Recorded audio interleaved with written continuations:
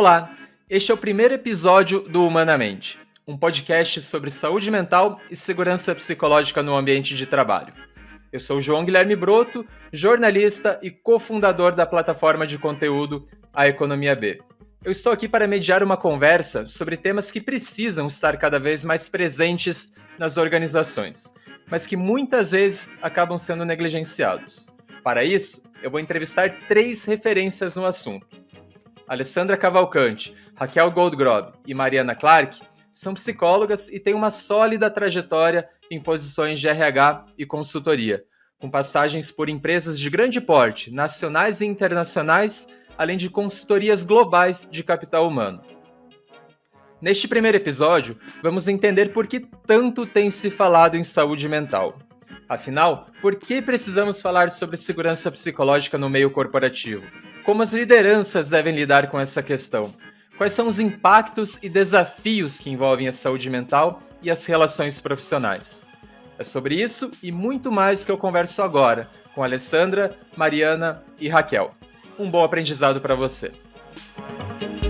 Antes da gente começar a ir direto para as perguntas, eu queria que vocês se apresentassem, falassem brevemente quem vocês são. Eu fiz uma pequeniníssima introdução, né? Então fale um pouco para o nosso público quem são vocês aí na fila do pão. Pode começar você, Alessandra, por favor.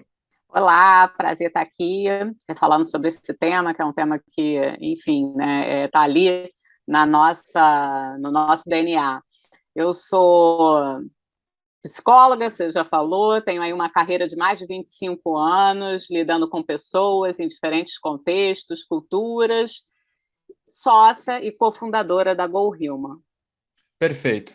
Mari, por favor. Prazer enorme estar aqui com vocês. Eu sou psicóloga também, tenho 18 anos na área de recursos humanos e desde 2017 levando para as organizações do lado de fora a possibilidade da gente abrir espaços de expressão e validação dentro do contexto do trabalho. Perfeito, muito bem. Raquel, sua vez. Olá, eu sou Raquel, também psicóloga, com algumas especializações aí voltadas tanto para a área de pessoas, né, como enfim, desenvolvimento de liderança e impacto social, também é um tema que nos interessa bastante na Go Human. Sou sócia da Alê, né, nesse empreendimento aí que está trazendo bastante saúde mental, né, para a gente leva para as empresas, mas traz para a gente também. E também com uma história longa aí de também mais de 25 anos, atuando aí em posições, né, em cadeiras aí de pessoas e também em consultoria. Perfeito, gente. Obrigado aí pela introdução, pela breve, porém bem contundente apresentação. Então vamos para a nossa pauta, pessoal. A gente precisa hoje entender que contexto a gente vive, né? O que está acontecendo, que a gente tanto tem debatido esse assunto, né? Conforme eu falei no início, eu acho que todo mundo já acho que sabe um pouquinho, né, do porquê isso acontece, mas vamos tentar levar isso para o campo aí conceitual, até técnico, né, da área de vocês, de psicologia. Então eu vou perguntar primeiramente para a Alessandra, uma pergunta bem, acho que filosófica talvez, né, Alessandra? O mundo do trabalho está quebrado? O que está acontecendo hoje? Acho que a gente está vivendo relações muito tóxicas. Então, o ambiente organizacional, ele hoje, de uma maneira geral, ele é um ambiente tóxico. Isso vem já há alguns anos, não é agora, mas o fato é que a pandemia, ela, de alguma forma, ela escancarou isso, né? Ela trouxe a luz a esse tema, ela trouxe foco para como essas relações estão doentes, e esse lugar mesmo, que é um lugar onde a gente vivencia pressões diversas, pressões de líderes, pressões dos próprios profissionais, porque a gente também vive numa sociedade onde tudo é muito intenso, né? Então a gente vive sobrecargas de diferentes níveis. Então, é no trabalho, é na vida pessoal, são as mídias sociais, enfim, a gente vive um processo de adoecimento, eu diria assim, generalizado em diferentes esferas. E isso, quando vai para o ambiente de trabalho, não pode ser diferente. Raquel, vou te fazer uma pergunta bem fácil, tá? Como que a gente conserta essa realidade? Opa, facílima, né? Olha, eu não sei se, né, se existe assim um conserto, né? Não sei se é exatamente, né, a melhor forma da gente abordar esse tema, mas assim, como é que a gente melhora, né? Como é que a gente muda, talvez justamente esse estado, né? Como a Alessandra falou, né? Enfim, se a gente fala que hoje a organização é tóxica, como é que a gente, né, desintoxica? Como é que a gente traz, né, mais saúde, né? Para as pessoas, né, e para as relações nas organizações. Dessa forma que a gente, né, costuma abordar esse tema. Então, acho que assim, um primeiro ponto é aceitar, né, reconhecer que há um problema, né, que algo não está bem, né, que algo precisa ser feito. Acho que num segundo momento é entender o que não está bem, né? Porque é um tema, né, muito complexo, tem diversas variáveis que podem afetar, né, a saúde mental das pessoas, né? E o terceiro ponto é agir em cima disso, né? Definir ações integradas, né? Não só, né, ações isoladas, que a gente vê, né, que é muito comum, né? Ações muito isoladas e que não estão integradas dentro de uma estratégia realmente de promover um ambiente mais saudável, né? E acompanhar os resultados, né, e fazer, né, todos os ajustes necessários e novas ações, porque assim, esse é um tema que, né, uma vez você, né, define uma estratégia e acabou, né? Continuamente ele precisa ser, né, cuidado. E sempre olhando, né, o indivíduo, né, como é que está, né, como é que estão os recursos emocionais, né, das pessoas, né, e também a dinâmica, né, dessas relações, quer dizer, e todos os processos organizacionais, se eles estão suportando, né, se eles estão coerentes com esse discurso, né, e com o que se diz que se quer, né, promover em termos de saúde mental. Resumidamente é isso, João, mas é uma pergunta muito complexa. Sim, claro, com certeza. Mas eu acho que a gente tem 5 programas aí, né? E ao longo deles a gente vai entrar nos detalhes do que vocês falaram nessa breve introdução. O primeiro ponto era realmente agora a gente entender esse contexto e, naturalmente, a gente vai ter tempo para aprofundar. Então, já começando um pouco, né, aí mais a fundo no assunto, eu gostaria de te perguntar, Mariana, com questão conceitual mesmo, né, a respeito de saúde mental. O que é saúde mental, especialmente no ambiente de trabalho? Muito bom. João, a OMS, acho que é importante a gente trazer a definição da OMS para a saúde mental. A OMS, ela define como um estado de bem-estar, na qual a gente vai desenvolver as nossas habilidades, lidar com o estresse que a vida oferece, trabalhar de forma produtiva e a gente vai se encontrar apto para dar essa contribuição, seja para o ecossistema, seja para a sociedade, ou seja para a comunidade na qual a gente está inserido. Mas a gente sabe também que esse estado ideal, que é a gente ter recurso para administrar o estresse, que a vida vai sempre nos oferecer, ele é multifatorial, esse problema todo que a gente tem hoje, porque a saúde mental ela tem uma série de fatores que nos faz adoecer. Ninguém dorme e acorda adoecido no dia seguinte. Então, a gente tem um país que já nos oferece, infelizmente, uma condição muito ruim e já leva a gente para as cabeças das estatísticas de país mais adoecido mentalmente, seja pelo desemprego, pela fome, pela violência, pela desigualdade social. A gente tem uma predisposição genética que também já corrobora com esse processo, ou seja, se os nossos pais já viveram algum diagnóstico, a chance da gente desenvolver é muito maior. A gente tem histórias de vida e experiências de vida que levam também a gente para um adoecimento bem importante, que a gente precisa cuidar e olhar para isso em algum momento. A rede social não deixa de ser também hoje, como a Alê falou, um fator de muito risco, à medida que a gente é sequestrado para dentro disso e a gente já sabe quais são os malefícios que isso causa na gente. Então, são uma série de fatores que levam a gente a adoecer e a gente precisa cuidar desses fatores para que a gente não misture esses fatores com a nossa relação com o trabalho. Então, é importante a gente tentar separar de onde que vem o adoecimento e o que a gente está fazendo com esse adoecimento dentro do contexto do trabalho, que eu acho que é um pouco da nossa proposta. E eu acho que aí quando a gente fala do ambiente de trabalho, a gente entra num tema que é a segurança psicológica, né? Que também talvez, me corrijam se eu estiver errado, mas é um debate recente, pelo menos fora da bolha, talvez da bolha de vocês aí que trabalham diretamente com essa temática e tudo, né? Eu, por exemplo, raramente vi líderes falando sobre isso, levando esse debate para dentro de organizações. Só que é fundamental. Então, Alessandro, eu queria te perguntar o que é segurança psicológica, né? De novo, né? Dentro do ambiente de trabalho especificamente. Legal, João. Acho interessante quando você traz assim, né, o quanto que é natural, talvez aqui no na nossa linguagem, né, no nosso universo, mas não tão comum e natural dentro das organizações, né?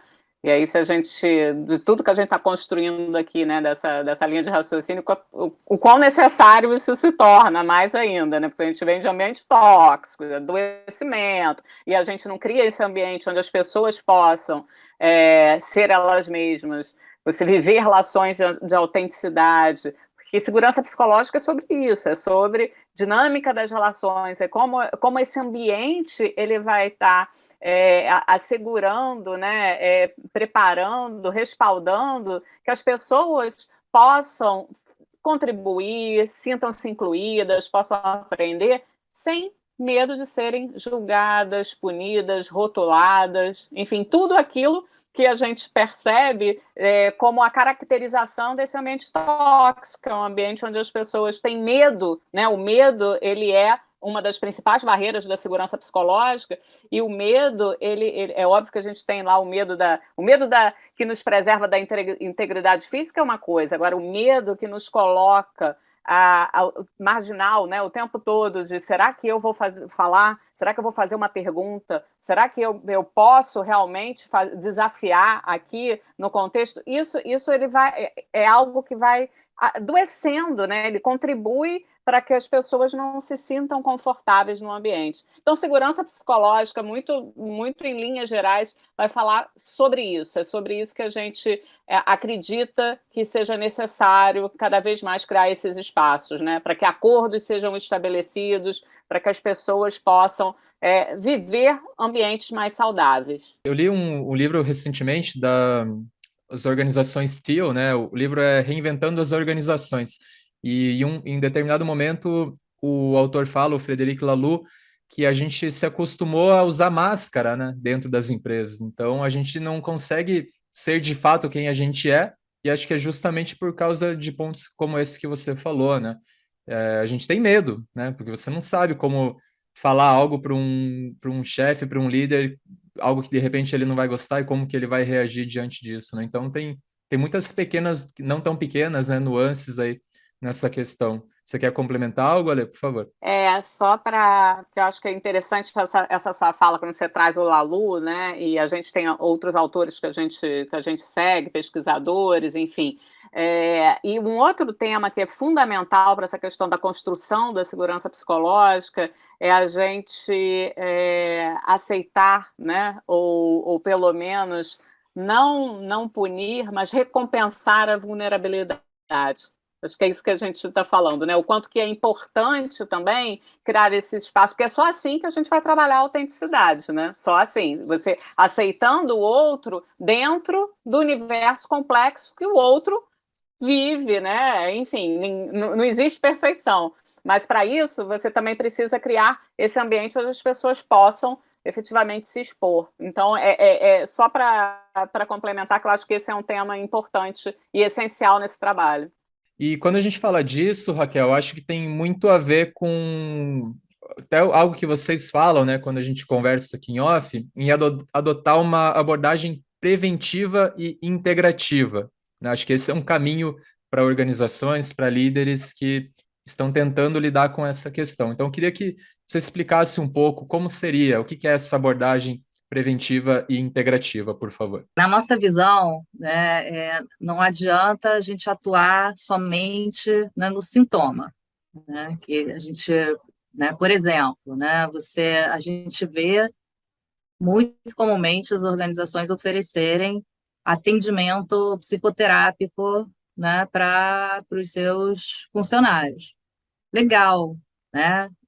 Lógico que é uma iniciativa válida, mas primeiro é uma iniciativa isolada, né? E é uma iniciativa que já está focada em tratar um sintoma já instalado, né? Já existe, né, uma situação, né, que precisa, né, de uma intervenção. Então, assim, não é que seja inválido, mas, de novo, porque quando a gente fala de preventivo, é a gente olhar primeiro o que não está bem, né, o que não está funcionando, quais são todos os, né, elementos, assim, né, estressores e que contribuem para esse ambiente que não é saudável, e criar uma estratégia integrada e que olhe também o ser humano, né, de uma forma integral.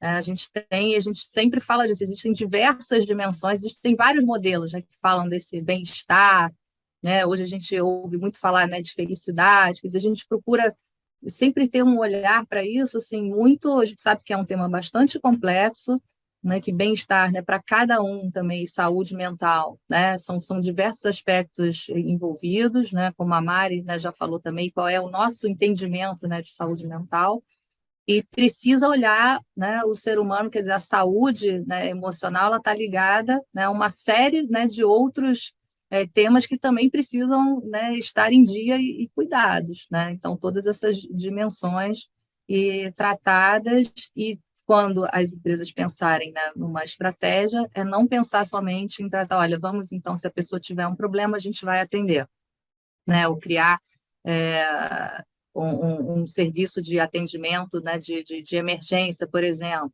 né? Então, só educar as pessoas sobre o que são transtornos mentais. Não, a gente acha que tem que ir muito além disso, né? E como a lei e Mari já falaram também, como é que a gente trata essas relações, né? Como é que a gente trata essa relação, né, de liderados, enfim, e todos, de novo, os processos da empresa e todos os seus mecanismos, né, e práticas se estão, né, de acordo com o que está sendo perseguido. E eu acho que está bem claro, né, que vocês estão falando que tudo isso ainda é um grande tabu, né, na maioria das organizações. Então, Mariana, eu queria que você contasse um pouco mais por quê, né, que a gente tem tanto medo de falar as coisas, de se colocar em uma situação de vulnerabilidade. A gente, por exemplo, enquanto funcionários, talvez, né, e do outro lado, a liderança também tem medo de criar programas e entrar nesse assunto, porque é um vespeiro em muitas situações. Você não sabe muito bem o que vai sair sair disso quando você de fato resolve investigar, debater, promover debates, né? Então, o tabu é uma palavra que eu acho que resume bem esse contexto. Eu queria que você falasse um pouco mais a respeito disso, por favor. Ainda é muito tabu, né? Eu acho que isso nós três concordamos. De fato, assuntos que sempre viveram do nosso lado de dentro, a gente tem aí uma trajetória dos últimos anos dentro do contexto do trabalho, onde não era permitido a gente misturar a nossa relação pessoal com a nossa relação profissional. Eu me lembro sempre gosto sempre de contar essa história que eu trabalhava como executiva de RH na última empresa na qual eu passei antes de vir para o lado de cá. E imagina, na época tinha sala, e eu recebia muita gente dentro da minha sala, e eu me lembro que eu tinha uma caixinha de lenço, e fechava a porta, fechava a cortina na maioria das vezes, e era um espaço de expressão e validação de dores que as pessoas traziam para mim enquanto área de recursos humanos. E eu, enquanto executiva de RH nessa empresa, eu exercia um papel muito tóxico, um pouco na linha do que as meninas estavam falando, que era: aqui dentro dessa sala você pode chorar, você pode desabafar, você pode me contar o que está acontecendo, o que está te angustiando, mas você vai secar. Eu me lembro de falar isso para muita gente: você vai secar suas lágrimas e você vai voltar para o trabalho como se você não tivesse passado por aqui. Como se fosse feio, como se fosse escondido. Era escondido, porque eu tinha sala com cortina, imagina, tinha vidro e cortina, e eu me lembro de muitas vezes levantar e fechar essa cortina para que as pessoas não fossem expostas àquilo, como se aquilo fosse uma vergonha, como se aquilo fosse de fato, e era, né, uma apresentação de uma vulnerabilidade, de uma fragilidade, como se a gente não fosse humano. E isso é muito tóxico, como você contou. A gente teve que usar essas máscaras sociais durante muito tempo. E isso nos adoeceu. Não só a pandemia nos adoeceu, mas isso é um adoecimento que vem de muitos anos. Então, eu acho que agora a gente tem essa oportunidade de descortinar e trazer um pouco do assunto, porque a gente tira o desconforto do tabu quando a gente fala sobre isso, quando a gente fala sobre as nossas experiências. Mas as nossas experiências, elas doem, né? Dói a gente falar sobre o que está aqui dentro, sobre o nosso processo de autoconhecimento, sobre as nossas dores e os nossos amores. Sempre vai doer, mas a gente precisa encontrar ambientes que sejam capazes de oferecer um equilíbrio, mesmo que ele seja dinâmico, para que essas pessoas possam ser quem elas querem ser. Sempre preservando o resultado, óbvio, a gente não está dizendo que a gente não tem um compromisso e uma responsabilidade, acho que isso é bem importante ficar claro, mas à medida que a gente tem um adoecimento nosso ou de alguém da nossa família, que a nossa relação com o trabalho seja uma relação de afeto, de cuidado, e não mais como era, como sempre foi, uma ameaça ou uma fonte de sofrimento e de insegurança. Então, acho que é uma geração que a gente está vivendo agora de transformar isso para que as pessoas possam ser mais leves nessa relação com o trabalho. Eu acho que isso que você falou agora, muito provavelmente quem está ouvindo, assistindo, deve ter se identificado, né? Pessoas que já ocuparam ou ocupam esse cargo, né, de executiva de RH, de ser esse canal que recebe e escuta literalmente o choro das pessoas, né? E é realmente muito delicado. E o que eu queria te perguntar, né, já que você passou por essa experiência, você mesmo falou, né, como era tóxico isso, e como poderia ser diferente, então, né? Como que a gente pode criar um espaço para que você não precise literalmente fechar a porta e a cortina para debater essas questões e que seja algo mais, não sei, acolhedor, mais transparente até e mais aberto para todo mundo, né? Como falar abertamente sobre isso dentro das empresas? Ainda é um desafio, eu acho, e a gente tem que ter muita responsabilidade para falar de um assunto que mobiliza tanto as pessoas, desorganiza tanto as pessoas. Então, eu acho que o primeiro ponto é, quando a gente se propõe a oferecer um espaço de expressão ou de validação sobre tudo isso que emerge a partir de uma pandemia ou a partir de tantos anos nesse formato mais difícil de trabalho, é muito importante a gente ter pessoas que sejam capacitadas para isso, né? E acho que é um pouco da nossa proposta, levar o assunto muito a sério, à medida que a gente tem espaços onde a gente oferece esses espaços dentro das organizações, de expressão e validação, mas num formato ainda, em alguns casos, de psicoeducação. Como é que eu jogo uma sementinha? Como é que eu jogo uma alfabetização sobre o tema? Como é que eu como é que eu conscientizo as pessoas sobre esse tema? E, de alguma forma, ofereço esse espaço seguro, de confiança, de ética e de afeto, para que as pessoas possam se sentir abertas a falar sobre tudo isso. Porque é sobre dor, é sobre a gente botar na mesa assuntos que sempre tiveram debaixo do tapete. E agora a gente tem organizações, algumas um pouco mais corajosas ou mais à frente do assunto, oferecendo algumas ações que sejam ações, como a Raquel falou, que tenham liga, que conversem com o que a organização tem de propósito, de estratégia, obviamente, que tenha algum alinhamento, mas que a gente consiga oferecer esses espaços de maior segurança e afeto dentro desse ambiente, que sempre foi um ambiente muito inóspito, muito competitivo, de muita pressão, e que vai continuar sendo. Mas a gente consegue oferecer uma proposta que seja uma proposta da gente continuar entregando aquilo que a gente tem que entregar, que é resultado, que é meta, que é riqueza para o acionista, a gente não está fugindo, nunca vai poder fugir disso, mas que essas entregas sejam entregas mais leves e com menos sofrimento. Muito bem. Agora a gente entra mudando um pouco do assunto, de assunto, gente, mas talvez nem tanto. A gente passou aí por uma pandemia que, assim, mudou drasticamente a forma como a gente trabalha, né? Modelos de home office, híbrido, era algo que era muito exclusivo a muito pouca gente, né? E a pandemia nos forçou, né, a mudar a forma como a gente trabalha, e isso com vários prós e contras, naturalmente, mas isso naturalmente, com pandemia ou não necessariamente com pandemia, interferiu muito, né, na saúde mental das pessoas.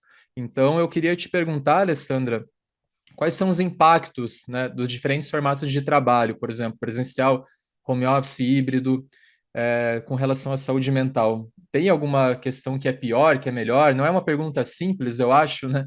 Mas só para a gente poder entrar um pouco nessa questão que se tornou uma nova realidade para muita gente, né? O número de pessoas que trabalham remota, trabalham no sistema híbrido aumentou. Eu não tenho estatísticas aqui, mas aumentou muito, né? E, enfim, eu acho que isso causou alguns impactos. Eu queria que você comentasse um pouco a respeito do que vocês estudaram, o que vocês vislumbraram aí nesse período. Não tem uma resposta só, talvez, aqui, né? E para a gente trazer. Mas vou começar, talvez, pontuando o que aconteceu, de fato, na pandemia, né? Então, você tem vários setores, várias organizações que, de um dia para o outro, viraram no modelo, né, home office. Organizações que não tinham essa cultura, que já não tinham o hábito, as pessoas não sabiam, né? E além disso, a gente vivendo, todo mundo vivendo um contexto de isolamento, a gente estava lidando com um inimigo que a gente não sabia o que era. Estou falando lá do início, né? Então a gente não tinha recurso, não tinha informação, a gente não sabia como se proteger, como proteger os outros, e vivenciando várias dores. E aí, uma outra coisa que a gente tem percebido é o quão difícil tem sido calibrar esses modelos, porque estamos ainda nessa curva de aprendizagem. Acho que é difícil alguém dizer, não, já estamos, olha, já atingimos o patamar, né? Já sabemos como lidar. Não, estamos aprendendo. E quando eu falo estamos, é o RH, são os líderes, são os profissionais, é complexo como operar. Como é que eu consigo estabelecer a confiança, entender que a entrega ela vai acontecer, mas eu não estou ali do lado? Né? Ou agora eu estou do lado 2 vezes por semana, ou não necessariamente. Então, tem uma certa confusão, até, eu diria, e que a gente ainda está ali patinando em relação a isso. E isso, de novo, João, isso afeta a saúde mental, porque as pessoas, e eu ouço muita reclamação, que as pessoas que estão ainda no modelo mais home office, elas vivem de uma reunião na outra. E assim, não é incomum eu ouvir que, e aí quando acaba o dia é que eu consigo trabalhar, porque eu fico em reunião uma seguida da outra. Então, quando às 19 horas é que eu consigo organizar o meu dia, só que essa pessoa tem uma família, essa pessoa tem filhos para dar atenção, essa pessoa. E aí, de novo, é mais um fator que a gente precisa entender que tem algo que tá errado, tem algo errado nessa dinâmica. Então, tem algo aí que. Qual é a lição aprendida dessa história? E, infelizmente, esse ponto eu vejo que a gente ainda não está conseguindo fazer. Esse ponto de vamos parar, vamos refletir e vamos voltar. Como é que a gente conserta? Existem algumas iniciativas algumas iniciativas que não estão dando certo, do tipo, agora vamos dar o half day off, né? Então, sexta-feira não pode ter reunião e sexta-feira, a partir de meio-dia, não está liberado.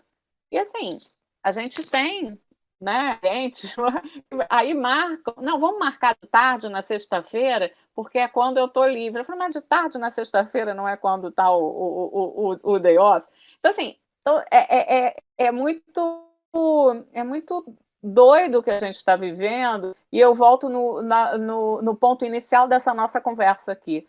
Isso tudo, gente, vem dessa cultura de desempenho, de produção exacerbada que a gente vive. A gente não consegue pausar e refletir e parar aonde é que a gente conserta. E aí a gente vai vivendo nisso. Então, os impactos são diversos e em todos no presencial, no híbrido, porque também quando volta para o presencial, várias organizações eliminaram, né, a mesa, né, não tem mais o lugar fixo. Então você vai, né, para o escritório, você tem que, né, buscar ou agendar, enfim, é muita mudança.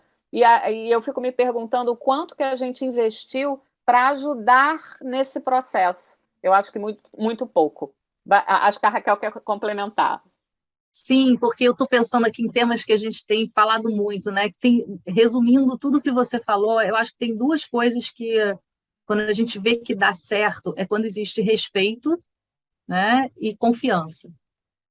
E que são duas coisas, né, muito difíceis, né? A confiança, certamente, ela precisa do respeito, né? Mas quando existe esse respeito, que é o respeito às horas, realmente, que você, né? O respeito aqui, até a situação de humano, né? Que todos têm. Então, é isso. Ficar uma reunião atrás da outra não é desumano. Você não consegue, né, basicamente, comer, enfim. E segundo a questão, né, então acabou o trabalho. Então essas pessoas vão colocando, né, mais trabalho onde tem um espaço livre, porque praticamente é um vício e é uma cobrança que vem de fora e que acaba também, às vezes, né, vindo de dentro, né? Então, essa questão do respeito é fundamental. E segundo, essa questão da confiança. Como que você constrói, né, essa confiança? E quanto mais controle você tem, a gente tem inúmeras pesquisas que indicam isso. Quanto mais controle, menos confiança. E o que as empresas acabam, às vezes, fazendo? Aumentando, né, os controles para conseguir, ter certeza que as pessoas estão trabalhando. Então, a gente viu um avanço muito grande nesse sentido, de que, olha, precisa confiar mesmo, porque, né, não tem como estar na casa de todas as pessoas, e um retrocesso. A gente viu alguns anúncios de empresas até bem relevantes que disseram que querem voltar para o presencial, porque não confiam que as pessoas trabalhem se elas estiverem em casa. Então, só para complementar com esse comentário para a gente pensar, né? Como constrói essa tal dessa confiança, que leva muito tempo. É verdade. Quando vocês falavam, eu lembrei de coisas que eu vi recentemente. Acho que vocês naturalmente já sabem muito sobre isso. Vocês falaram muito de reunião, uma reunião atrás da outra, né, remoto, e o quanto a gente tem um gasto de energia muito maior, né, nessas reuniões online, muito maior do que presencial. Então, isso acho que é algo também é uma área nova, provavelmente, né, porque antigamente a gente não via tanto isso. E outro ponto que eu vi alguns relatos é que muitas empresas estão nesse modelo híbrido, e aí tem o rodízio, né? Então eu vou segunda, quarta e sexta, e meu colega vai terça e quinta. Então, tipo, a pessoa vai trabalhar, teoricamente, para estar na empresa, ter convivência, né? E todos esses benefícios, mas ela chega lá e só tá ela, né? Porque tem um rodízio. Então, qual é a diferença, né? Então você vai para trabalhar na empresa, mas aquele efeito positivo que você teria não tem tanto porque é uma grande sala vazia, né? Muitas vezes. Então, eu acho que são muitos aprendizados aí que estão na mesa, né, para serem estudados. Só queria fazer esse comentário e para a gente seguir aqui, Raquel, falar um pouco de uma palavra nova, não tão nova, da sopa de letrinhas, que volta e meia a gente começa a ouvir no mercado corporativo, né? Então a gente está ouvindo, a gente saiu do mundo VUCA, né? Volatilidade, incerteza, etc., para o atual mundo BUNY, que traduzindo aqui do inglês tem a ver com fragilidade, ansiedade, não linear e incompreensível, né? Eu acho que é mais ou menos isso. Então, Raquel, eu queria que você escutasse, não, né? Queria que você explicasse, por favor, o que significa esse mundo BUNY, e vocês colocam como resiliência e vulnerabilidade como duas competências-chave, né, para a gente enfrentar ou lidar com esse mundo BUNY. Então, por favor, explica melhor para a gente o que é esse mundo BUNY e como, de fato, a gente vai lidar com esse mundo que está tão diferente, né, nesse mundo pós-pandêmico aí, ou quase pós-pandêmico, talvez. Essa sopa de letra tem vários, né? Esse é mais um acrônimo, né? A gente se perde em tantos. A gente não se prende tanto, né, nesses... não vamos ali, né, ao pé da letra, ou falar, não, a gente tem que falar desse conceito, é exatamente assim, mas, assim, esses acrônimos acabam que ajudam a gente a entender um pouco, ou traduzir isso tudo que a gente está falando. Na verdade, a gente já falou sobre esse mundo BUNY nessa nossa conversa, né? Então, o que é isso, na verdade? Aí falar, o VUCA, a gente já fala de VUCA há 200 anos, né? Desde que eu comecei a trabalhar, né, nessa área, eu já falo de VUCA, né? Isso tem, como a gente falou, mais de 25 anos. Então, né, em um dado momento, né, mais recente, decidiram, bom, esse VUCA já não dá mais conta, então estamos falando de BUNY, como você falou, né, frágil, ansioso. O que a gente está falando? Frágil por quê? Porque de uma hora para outra pode acontecer um evento como esse, né, da pandemia, e vira tudo, nada mais que existia está valendo, né? Muda a regra do jogo, né? Ansioso por tudo isso que a gente falou, e a gente está tendo esse papo aqui, saúde mental em pauta, exatamente por causa disso. Vivemos num mundo extremamente né, ansioso, está todo mundo apressado, todo mundo, né, sempre pensando no amanhã e com milhões, né, de preocupações e colocando cada vez mais coisa, né, na sua pauta, às vezes até sem necessidade, com todo esse contexto que está acontecendo, de fato, é muito difícil, né, isso não criar uma ansiedade.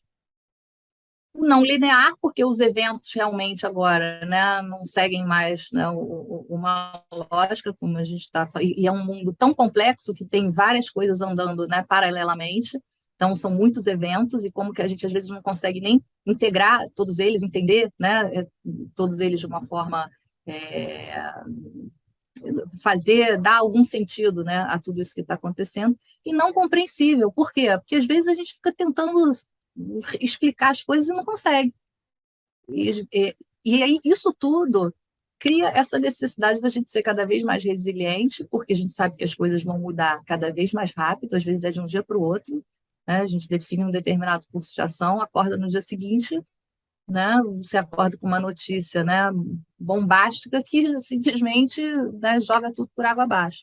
Então, essa resiliência, certamente, ela é importante nesse contexto cada vez mais incerto, e a vulnerabilidade, como a gente já falou, né? Porque assim, a gente já sabe que não vai dar conta de tudo mesmo, a gente já sabe que a gente não sabe de tudo, e enquanto a gente achar, né, que pode tudo, que sabe tudo, isso só vai aumentar a nossa ansiedade e o nosso adoecimento, né, e o adoecimento dos ambientes. Agora, só uma ressalva sobre isso, porque também existe assim, hoje quase que a gente fala de algumas ditaduras, né? A ditadura da felicidade, da positividade, e agora tem até um pouco a ditadura da vulnerabilidade. Não é bem assim, né? Como é que a gente vê?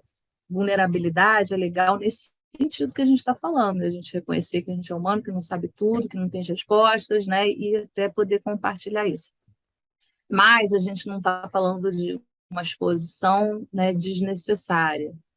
Isso acho que é importante realmente a gente, né, falar aqui, porque senão fica parecendo, e às vezes as pessoas falam, mas e respeitando a maturidade dos ambientes onde as pessoas estão, né? Então, todo o nosso, né, comportamento e até como a gente orienta o nosso trabalho nas organizações respeita muito qual é o nível de maturidade que as organizações têm, né? E essa é uma pergunta normalmente que as pessoas fazem. Mas espera aí, mas como é que eu vou ser vulnerável aqui e vou ser punido? Então, assim, essa construção, como a Alessandra falou, até a vulnerabilidade ser recompensada, às vezes é um caminho longo, né? E a gente sempre tem que tomar cuidado para isso, não confundir vulnerabilidade com, né, exposição desnecessária. Eu imagino que quem está ouvindo agora deve estar com a cabeça formigando aí, né? Pensando, tentando entender que realidade ela está, seja líder ou liderado, né? Mas eu queria falar um pouco agora a respeito de como vocês estão, de fato, ajudando, né, empresas e lideranças a entender este mundo bunny, toda a questão de saúde mental e segurança psicológica. E vocês estão trabalhando agora numa formação, né, a respeito de saúde mental para lideranças. Então, eu queria que vocês explicassem melhor como isso vai funcionar, o que que é a formação, para quem que ela é indicada, por favor.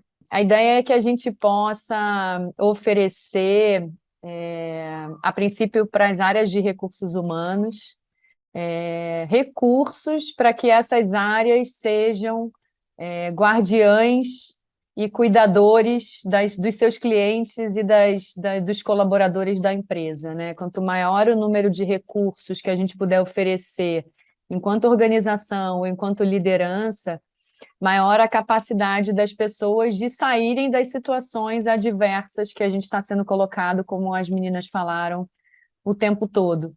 Então, a ideia é que a gente possa oferecer conteúdo relevante, olhando a saúde mental e a segurança psicológica nessa amplitude, da onde que vem, para onde que vai, como que a gente endereça, como é que a gente começa um processo, uma narrativa, de fazer com que as pessoas entendam qual é a parte que cabe a elas, que tem uma parte importante que cabe a elas, qual é a parte que cabe à liderança e qual é a parte que cabe à organização. Eu acho que essa clareza, separar esse joio desse trigo é bem importante para a gente começar a entender de saúde mental e começar a transformar ambientes e culturas de maior cuidado, para que as pessoas sofram menos e sejam mais leves nessa relação laboral.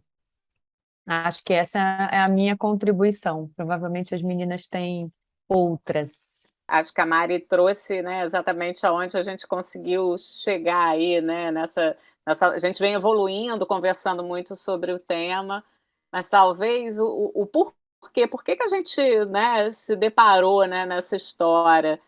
Particularmente, eu tive, assim, algumas conversas que me mobilizaram muito, primeiro com grupos diferentes de RH, e que eu ouvi assim: "Ah, mas gente, isso na nossa conta, né, na conta da empresa esse negócio, né, de saúde mental, tem que ir para a conta da empresa".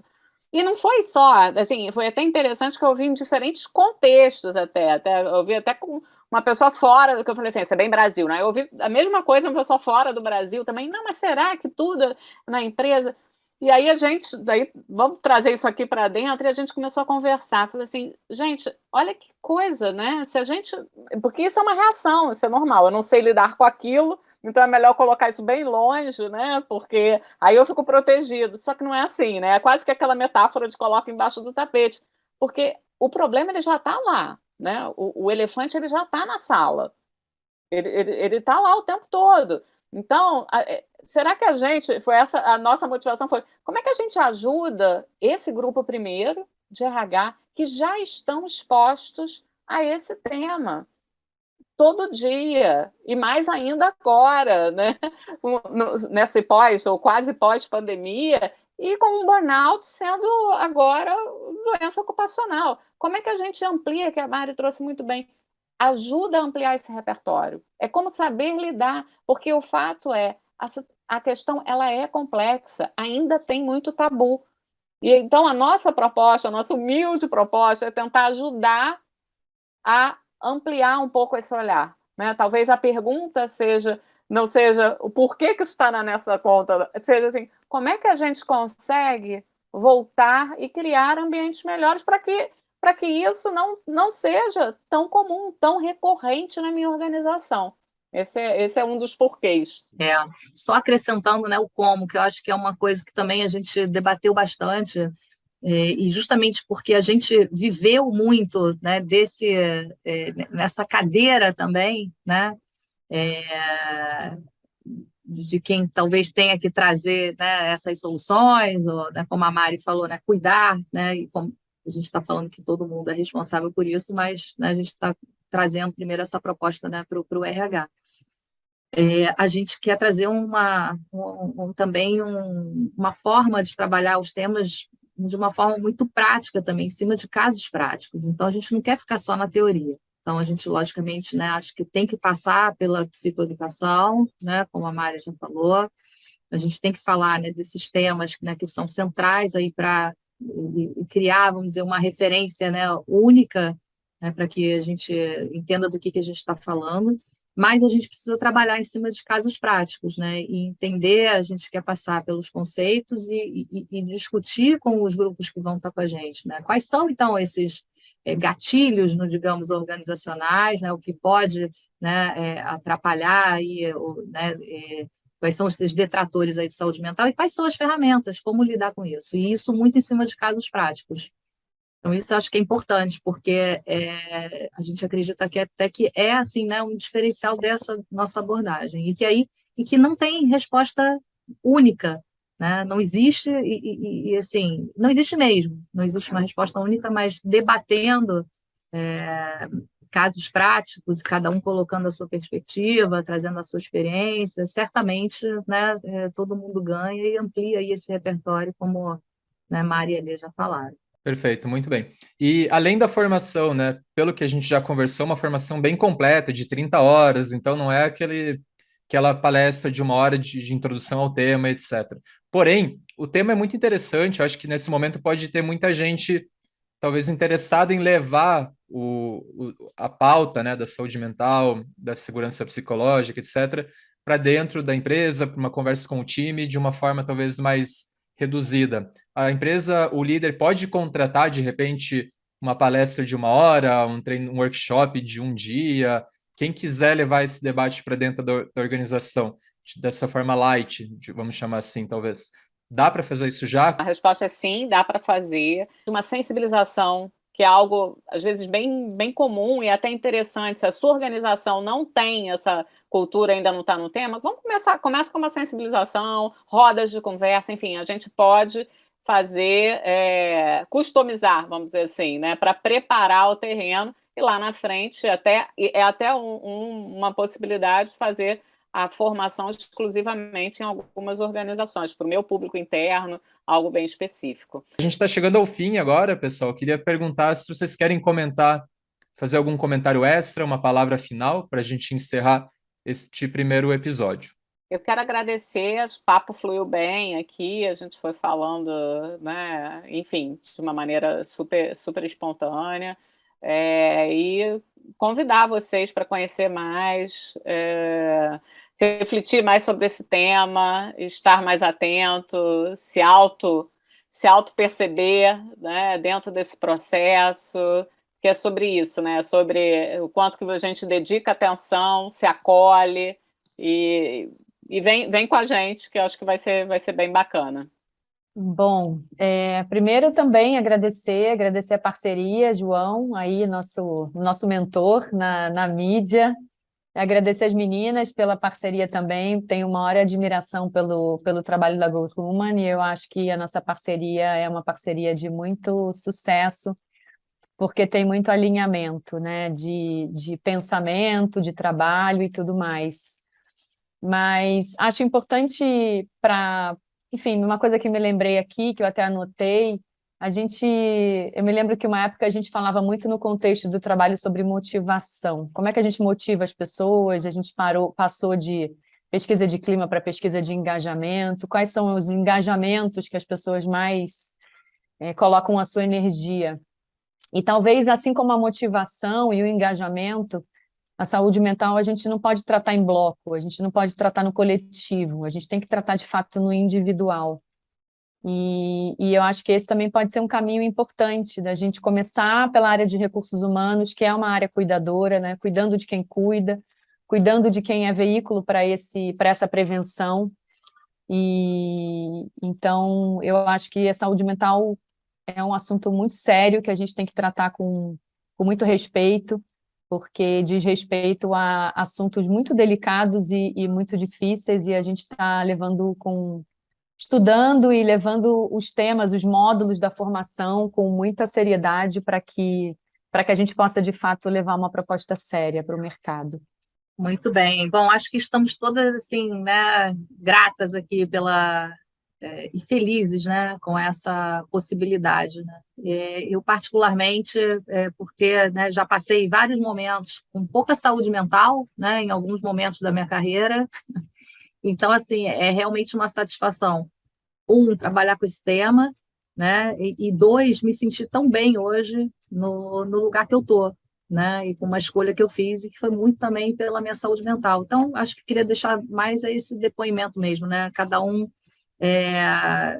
tem uma forma de cuidar da sua, né, e cada um tem, enfim, a gente fala muito, né, a Mária já falou isso, né, tem que cuidar no individual, e é isso, não tem, né, uma solução para todo mundo. Então, fica aí o convite, não só para participar da nossa formação, mas também, né, para cada um já fazer essa sua reflexão aí, né, do que pode fazer em prol da sua própria saúde mental, sem esperar que isso venha da organização, né?